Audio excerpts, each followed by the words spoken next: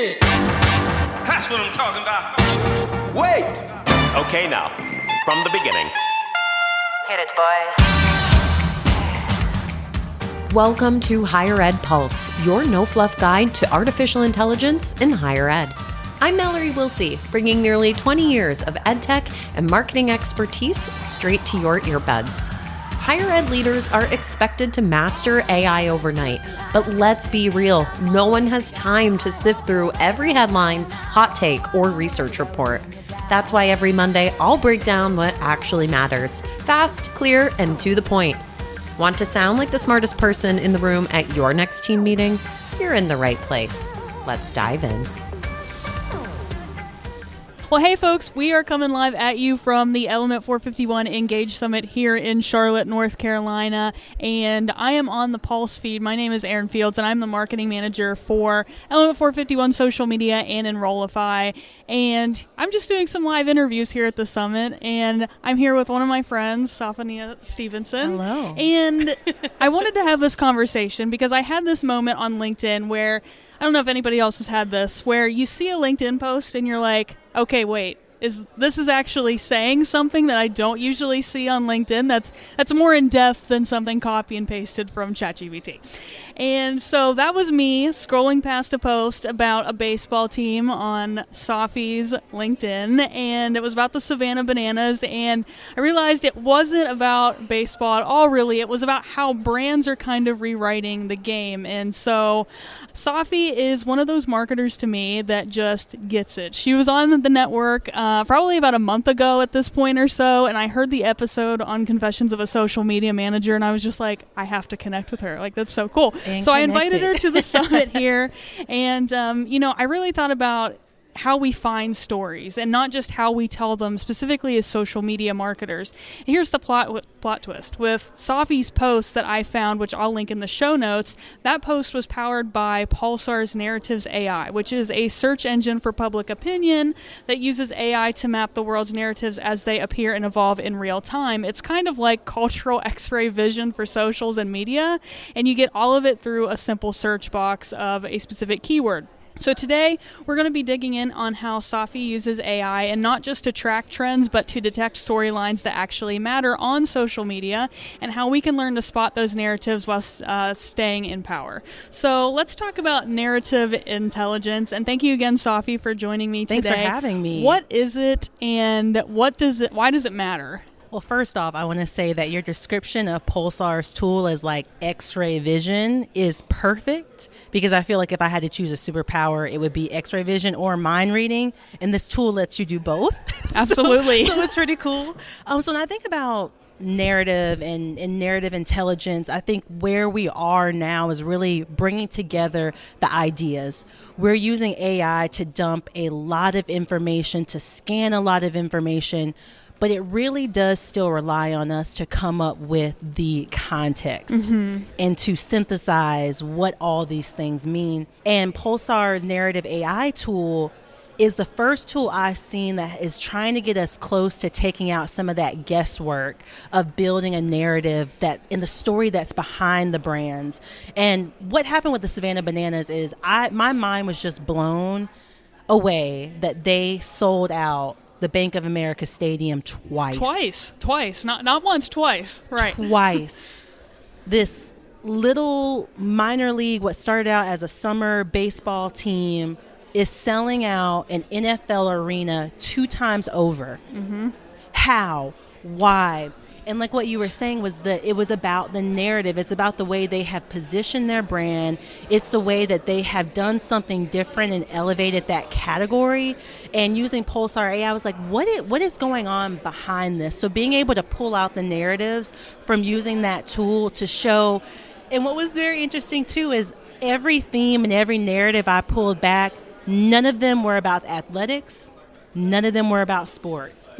It was all about fan engagement. It was about spectacle. It was about fanfare. It was about trending TikTok videos. It was about these cool takeovers of social media channels and these cool takeovers of small towns. Not once did it mention baseball stats. Very rarely did it mention a player name. It talked all about brand experience. and Savannah Bananas, and it's funny because even before this, I went to go tag that we were recording this, and I go to tag the Savannah Bananas on LinkedIn, and they're not even listed as a sports company. They're listed as an entertainment company. Mm-hmm. So that goes to show you, again, how even though you're in a category, you can elevate it once you know what those narratives are and if you want to position yourself a little bit differently. Absolutely. And using AI to, for example, I had like a small free trial of AI narratives by Pulsar, and I'm a big Pokemon person. And so I'm like, hey, you gave me that example you used with matcha. Yes. And so I'm like, hey, you know what? I'm going to see what comes up for Pokemon. And it's not even anything like actually about Pokemon. Like, it's talking about the narratives. Like, what are people saying about the Pokemon card market with a bunch of like scalpers and stuff out there? How do people feel about that and things like that? And sometimes it brings out these narratives where you don't even know is out there until AI analyzes it, and it's just something that you don't think about using AI for. That's so cool. And none of us have the hours and hours and hours to comb through and read millions of Reddit feeds, millions of Facebook, Instagram, LinkedIn, whatever social media posts, and the comments. We just don't have time to do all of that. So it's really great now to have these tools like Pulsar's Narrative AI to start to read those things on our behalf and start to pull out some of those themes and narratives, because we just don't really have the time. Absolutely. Now, as a brand strategist and a culture analyst, my job is to now look at some of these things that are now in front of me. My mind has gone to different places. Like you said with Pokemon, my first thing wasn't Pokemon, counterfeit, or even thinking about Pokemon as an adventure space now because of Pokemon Go. Now my job is to go and find these conversations and really authenticate what the tool is saying. We never are going to just pull something straight out of an AI tool and say, this is law, this is what we're going to do. We're going to take those pieces and then do the investigation ourselves. But at least we know the path to go down, the trail, as like in the spy movies, we got a trail.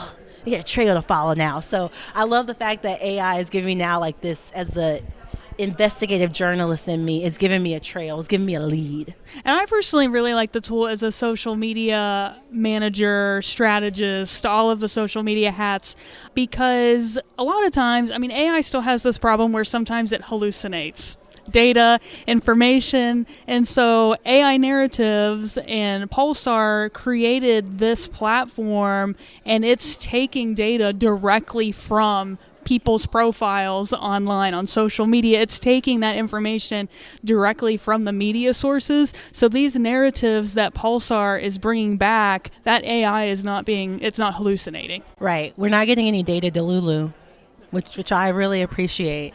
And a piece of the research that we get back, one of the things I want to really point out with that Savannah Banana piece, and it's one thing I think that higher ed can do a lot better too, is really understanding the nuance of language and the nuance of context. Preach it. Yes. Narratives really got me thinking and really opened my mind, and I do it naturally as a strategist, but really with this example. So for instance, as I was going through and it was giving me the different narratives, people choose their words really intentionally. There's meaning behind the words that we use, and it's very rare that we use things interchangeably when they don't mean the same thing to us. So the example I'll give is some of the queries that I was getting back from my research, the narrative research, was, I'm seeing 50-50 of people saying, I'm really excited to go see this baseball game. And then half of people were also saying, I'm really excited to see the show. Oh, that was an amazing show. And it's the first time, like in the sports example, where I'm seeing people use the word game and show interchangeably, because that does not always happen. So I think about going to a Carolina Hurricanes game. I would never slip up and say, I'm going to the Hurricane show. That's not happening. You'd be looked at by sports fans and be like, what is she talking about? Do you know what a sport is at this point? So I'm not going to slip up and say I'm going to a Carolina Hurricanes show. And I'm going to say I'm going to a game or a match, because those words has very specific meanings.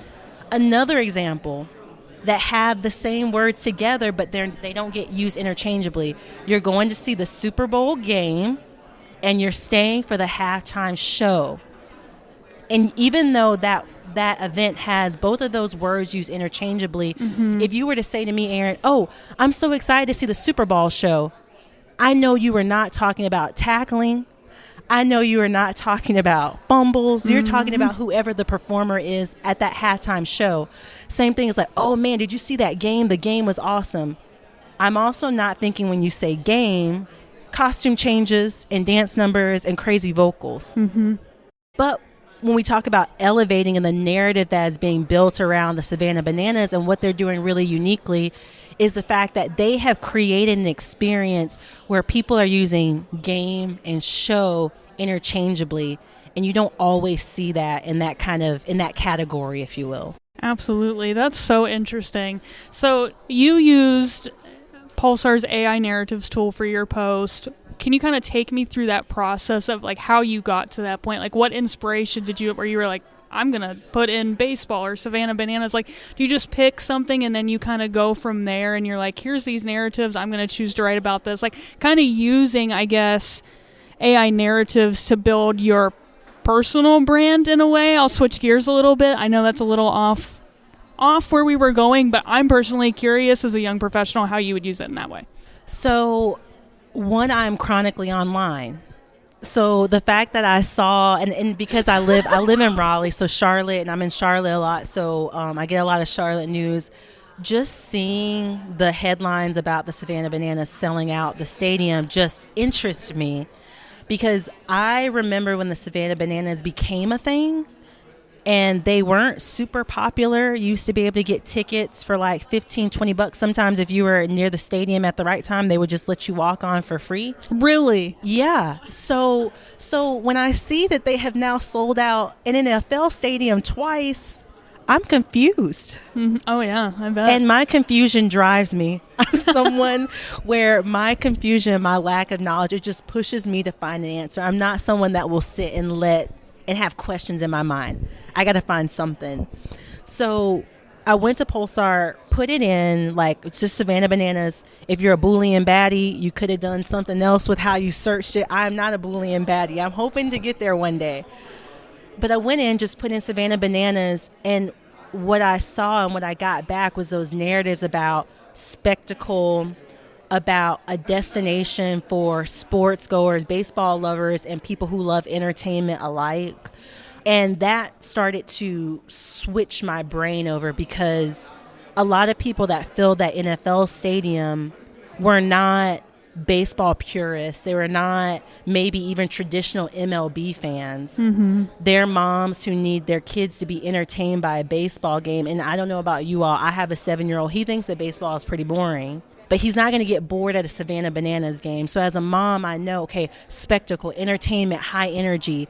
Also the gimmicks and the cool things that they do across social media, that also popped up in those narratives that, they started as really a TikTok brand, an athletic TikTok brand that was based in entertainment.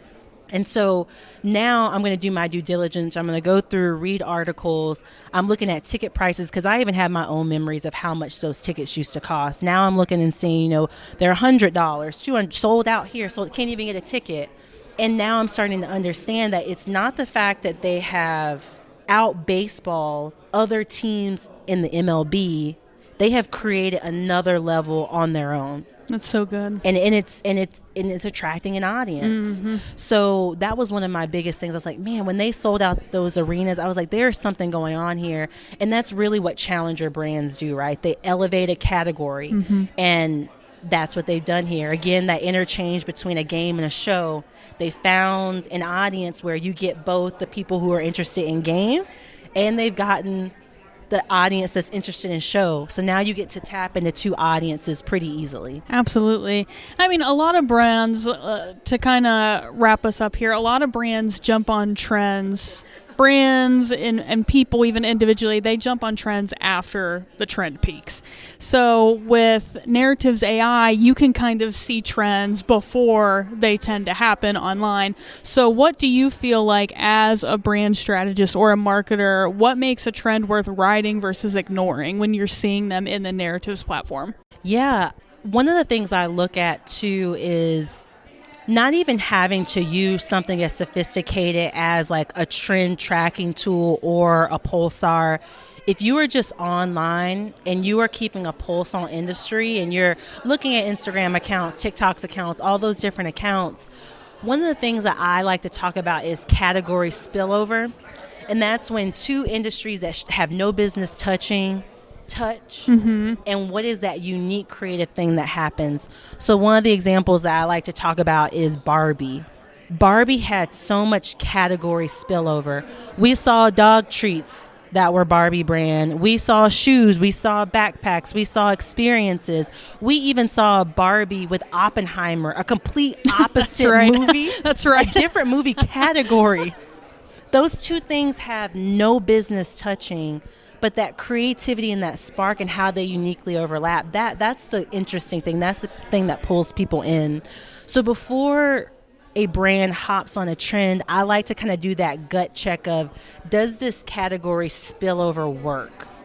And how does it work? Also, does it feel true and authentic to you as a brand? One of the big things for me is when people try to hop on trends and they take such a hard pivot in voice and tone. When Cringe. you are very top button, you're very cold, you're very serious because you're an insurance company. And then you want to do like the most lively, colorful TikTok dance that anyone has ever seen. It's a little out of place. It's jarring. You're like, oh, whoa, excuse me. I'm like, whoa, but there's also the way to do it is because maybe do you tone it down a bit? Like I'm thinking of, instead of doing the over-expressive loud dance, if you're a law firm or insurance company, like, is your dancing small? Is it like micro? And it feels like, the tone or voice that you were using before. So one, just understanding whether or not that category spillover really applies to your trend and your category or industry that you're in. Also making sure you're not taking too hard of a pivot when it comes to voice and tone. And then the third piece, which is internal, is if this thing blows up for good or for bad, do you have a plan to respond to community? If someone says, why on earth would you post that? You got to have an answer. And it can't just be because it's a trend. You need to have with your team an internal answer on why it is we chose to do this content. Why did we choose to do it now? Because if it goes viral or if it gets some negative attention or even positive attention, you want to have a really solid brand-based answer for why you participated in a trend. And I always like to, especially if it's something a little bit risky, I like to run it by like just a few people just to get a gut check, just to make sure that we're all aligned and like we're all collectively standing as a front to say, like, this is why we're doing it. So those are the couple of big reasons or a couple things that I take away when I think about before I hop on a trend, what's in place before we just say, hey, record it and post it. Yeah, and just to wrap up, those gut checks that you mentioned, very important. In today's political landscape, global landscape, it never hurts to get a few gut checks for things these days. Oh, yeah. And also making sure we're going back and ever so often looking at scheduled content. Oh, yes. It's so easy to set and forget. Easy. Set and forget, and something crazy goes up and it lacks emotional intelligence or situational awareness that wasn't required 2 weeks ago. And now you get yourself an issue. So remember, friends, check those scheduled posts every now and again. Check them like Santa's nice list. Just go and check every week. Just naughty or nice.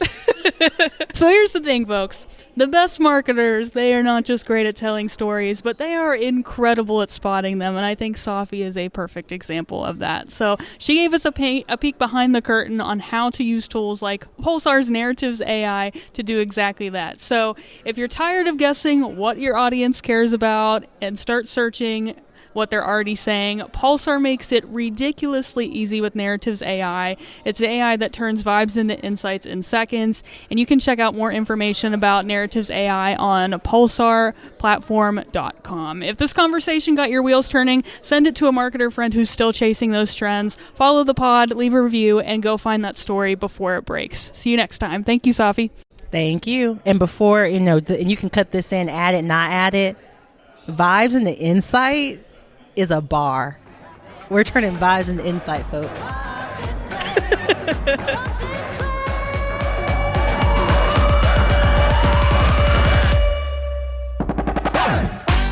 Thanks for listening to the Higher Ed Pulse. The show is a proud member of the Enrollify Network, home to Higher Ed's largest collection of podcasts. Enrollify is where higher ed goes to grow.